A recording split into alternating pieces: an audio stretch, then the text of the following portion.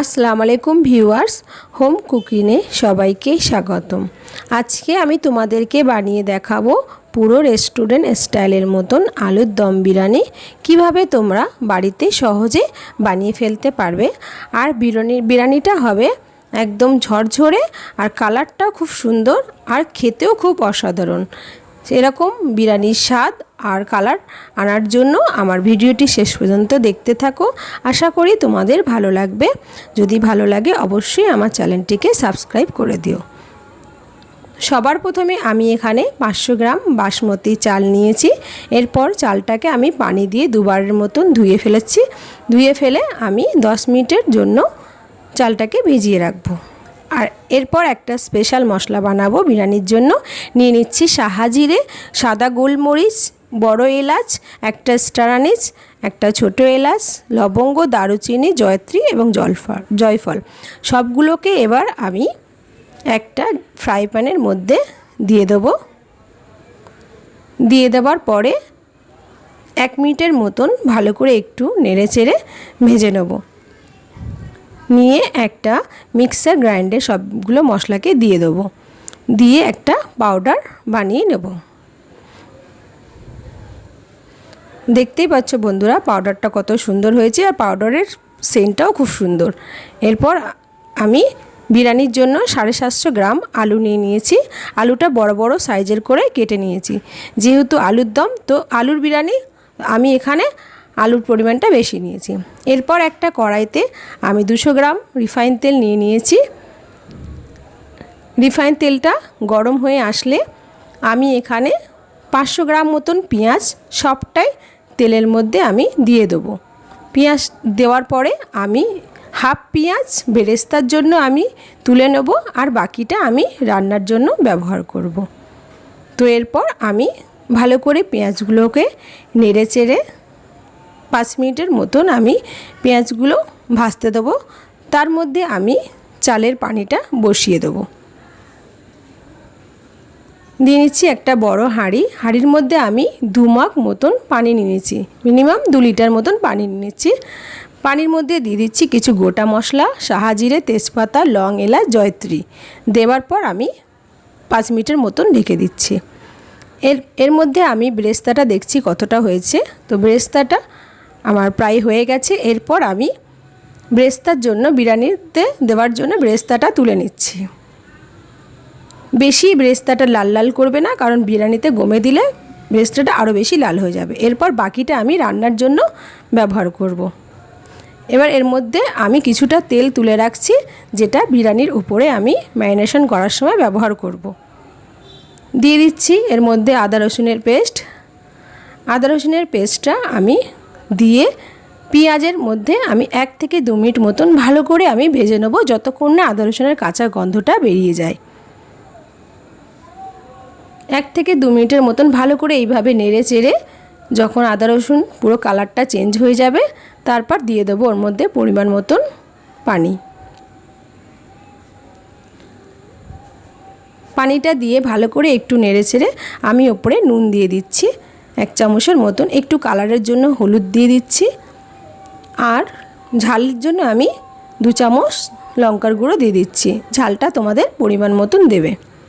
দিয়ে ভালো করে নেড়ে চেড়ে আমি এরপরে ঢাকনাটা ঢেকে দিয়ে 10 মিনিটের মতন পানিটা ফুটিয়ে নেব। এর মধ্যে আমি দেখছি চালের পানিটাও গরম হয়ে গেছে। দিয়ে দিচ্ছি আগে থেকে ভিজিয়ে রাখা চাল। চালটা দেওয়ার পরে একটু ভালো করে নেড়ে চেড়ে দিচ্ছি। বিরিয়ানির চালটা বেশি নাড়াচাড়া করবেন না। দিয়ে দিচ্ছি এবার 3 চামচ মতন আমি নুন দিয়ে দিচ্ছি, যেহেতু চালের মধ্যেও নুনের স্বাদটা থাকতে হবে। দিয়ে একটু নেড়ে চেড়ে আরও আমি 10 মিনিটের মতন ঢেকে দিচ্ছি। এর মধ্যে যে পানিটা ফোটাতে দিয়েছিলাম মশলার, ওটা ফুটে গেছে। এরপর আমি ওর মধ্যে আলুগুলো দিয়ে দিচ্ছি। আলুগুলো আলাদা সিদ্ধ করব না, ওর মধ্যেই দিয়ে আলুগুলো আমি সিদ্ধ করে নেব। দিয়ে আমি দেখছি চালটা কত দূর হয়েছে। দেওয়ার পর আমি 1 চামচ রিফাইন তেল দিয়ে দিচ্ছি, যাতে চালটা ঝরঝরে হয়।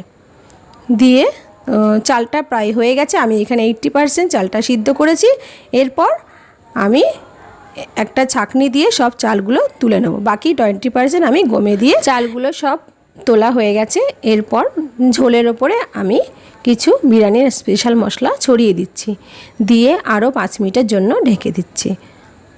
5 মিনিট পরে দেখছি আলুটা কতটা সিদ্ধ হয়েছে। তো আলুটা প্রায় 90% সিদ্ধ হয়ে গেছে। এরপর আমি একটা টমের সাহায্যে আলুগুলো সব আমি এক এক করে তুলে নিচ্ছি। আলুগুলো সব তোলা হয়ে গেছে। এবার বাকি ঝোলের ওপর আমি টক দই দিয়ে দিচ্ছি। টক দইটা দেওয়ার পরে ভালো করে নেড়েচেড়ে দিয়ে আমি দইটা ভালো করে ঝোলের সঙ্গে ফুটিয়ে নেব। তার জন্য 5 মিনিট ঢেকে দিচ্ছি। দেওয়ার পর আমি একটা রং তৈরি করছি, যেটা আমি বিরিয়ানির ওপরে দেবো। দিয়ে দিচ্ছি পানিতে আমি জাফরান দিয়ে দিচ্ছি, দিয়ে ভালো করে গুলিয়ে নিচ্ছি। আর অপর দিকে আমি দুধ নিয়ে নিয়েছি, নিয়ে ওর মধ্যে গোলাপ পানি আর কেওড়া পানি 2 চামচের মতন, আর দিয়ে দিচ্ছি হাফ চামচ মিষ্টি আতর দিয়ে সব কিছুতে একটু ভালো করে নেড়েচেড়ে দিয়ে আমি ওটা রেখে দিচ্ছি। তো ওইদিকে আমার ঝোলটা ফুটে গেছে, দইটাও ভালো করে মিশে গেছে দইয়ের ঝোলের সঙ্গে, দেখতেই পাচ্ছ। দিয়ে আর একটু ভালো করে আমি নেড়েচেড়ে নিয়ে আমি বাকি যখন ঝোলটা গাঢ় হয়ে গেছে আমি বাকি সিদ্ধ আলুগুলো আমি দিয়ে দিচ্ছি। দেওয়ার পর আরও 5 মিনিটের জন্য ঢেকে দিচ্ছি। এরপর আমি একটা বড় হাঁড়িতে ঘি নিয়ে নিচ্ছি। ঘিটা দিয়ে আমি ভালো করে হাঁড়িটা ভালো করে গরম করে নিচ্ছি, যাতে ফ্লেভারটাও সুন্দর আসে আর বিরিয়ানিটাও যাতে তলায় না লেগে যায়। দিয়ে এরপর আমি বিরিয়ানিগুলো এক এক করে ম্যারিনেশন করব। দিয়ে দিচ্ছি আলু আর ঝোলটা দিয়ে দিচ্ছি। দেওয়ার পর আলুগুলো একটু ভালো করে খেলিয়ে নেব, নিয়ে ওপরে খোয়া ক্ষীর দিয়ে দিচ্ছি। খোয়া ক্ষীরটা আমি মিক্সারে একটু গ্রেট করে নিয়েছি, নিয়ে আমি দিয়ে দিচ্ছি ওপরে বিরিয়ানির স্পেশাল মশলা। আর যে দুধটা রেখেছিলাম সেই দুধটা দিয়ে দিচ্ছি। দেওয়ার পরে আমি ওপরে চালগুলো সব ঢেলে দিচ্ছি। বিরিয়ানির চালটা দেওয়ার পরে আমি একটা প্লেটের সাহায্যে ভাতগুলোকে সব চারিদিকে ছড়িয়ে দিচ্ছি, যাতে গমটাও ভালো হয় আর খুলতেও খুব সুন্দর সহজ হয়। এরপর দিয়ে দিচ্ছি ওপরে আলু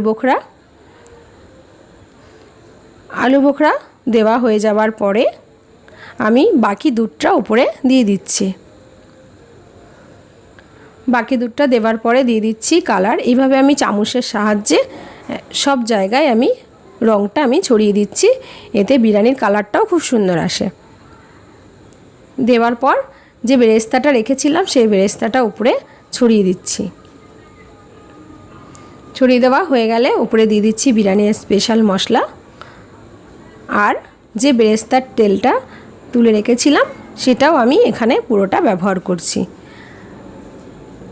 দেওয়ার পর উপরে দিয়ে দিচ্ছি আমি ঘি ছড়িয়ে দিচ্ছি। ঘি ছড়িয়ে দিলে বিরিয়ানির স্বাদটা আরও বেশি দ্বিগুণ হয়ে যায় আর গন্ধটা খুব সুন্দর আসে। দেওয়ার পর আমি একটা আমি আগে থেকে আটা মেখে রেখেছিলাম, আটাটা হাঁড়ির মুখে ভালো করে লাগিয়ে দিচ্ছি। দিয়ে ওপরে একটু তেল দিয়ে দিচ্ছি, যাতে ঢাকনাটা খুব সহজে খোলা যায়, লেগে না যায়। দেওয়ার পর ঢাকনাটা চেপে আমি একটা গ্যাসের ওপর চাটু নিয়ে নিচ্ছি। চাটুটা গরম হলে আমি হাঁড়িটা বসিয়ে দিচ্ছি। বসিয়ে আমি 10 থেকে 20 মিনিটের মতন আমি এটাকে গমে দেব। দেওয়ার পর আমি তোমাদেরকে দেখাচ্ছি রান্নাটা কেমন হয়েছে। দেখতেই পাচ্ছ বন্ধুরা, বিরিয়ানিটা সত্যি